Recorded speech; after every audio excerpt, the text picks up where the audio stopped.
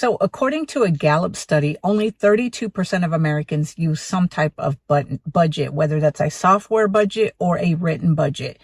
Guys, I can attest to this because I went pretty much my whole life without using a budget. And it wasn't until I learned how to create a spending plan, not a budget, but a spending plan that actually works. And I'm going to share with you guys my spending plan in case you don't like the word budget or you think budgeting is too restrictive.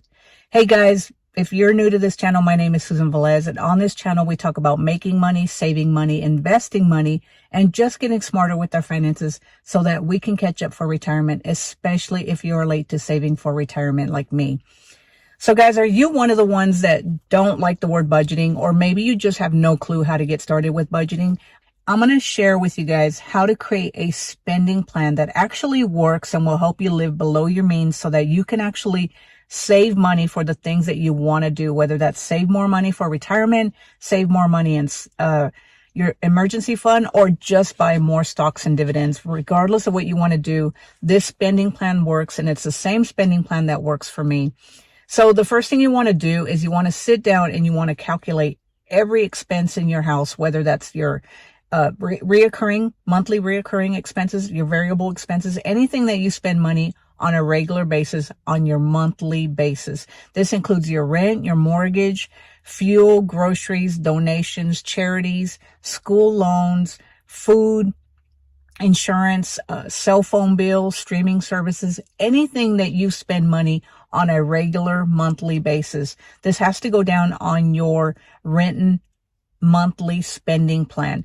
Once you have all your expenses down, guys, and this is going to take a little while because you have to really sit down and you have to calculate what you're spending each month. And this is the most challenging part for people. But once you get this done, guys, that's it. You don't have to worry about tracking every penny anymore because you'll know what you're spending every month. Then what you want to do is you want to calculate what you bring in every month. So for instance, guys, let's just say that your gross pay at work is $7,000, but you invest in your 401k for your employer's 401k, and then you have to take out taxes. I'm not talking about your gross pay. I'm talking about your bring home pay, your net pay. This includes everything after your investments in your 401k, after you're done paying Uncle Sam. This is your net pay. So if you bring home $6,000 every month, between you and your partner, or if you are just one income, regardless, let's just say you bring home $6,000 every month and your bills total $4,500. This is $4,500 that you use to live your current lifestyle right now. This means that at the end of the month, you have $1,500 discretionary income.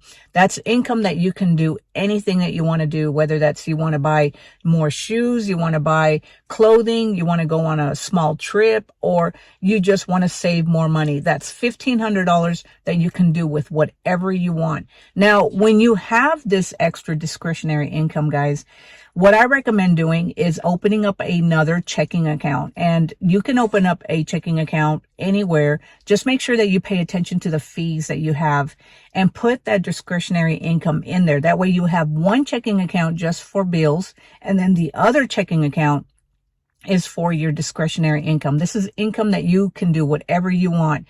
So that way, if you are the type of person who doesn't like the word budgeting because you feel like it's too restrictive, then you know that the money in the discretionary account is the money that you can spend on whatever you want to do. It also means that you don't have to track every penny, but it does mean that you only get to spend money from your discretionary account, and the other checking account is for your bills.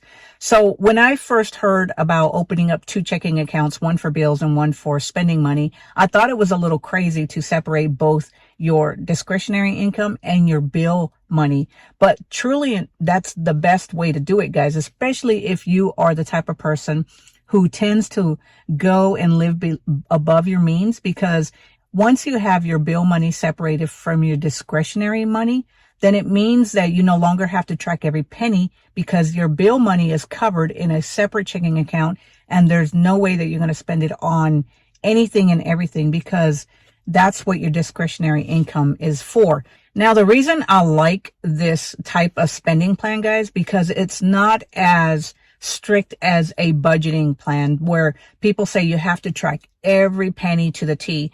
Now, I don't know about you guys, but when we spend money throughout the month, the last thing we want to do is track every penny. And another reason that creating this spending plan is a huge eye-opener is because if you're just spending money willy-nilly right now, you don't even know what your discretionary income is. So once you sit down and you figure out your spending plan and how much discretionary income you have at the end of the month, it's probably an eye-opener for you, especially if you're spending more than what you actually have. And once you figure out what you actually have, then you can dial back your spending habits, because you may realize that you've been spending more than what you have, or you may realize that you have a little bit more discretionary income than you thought you have.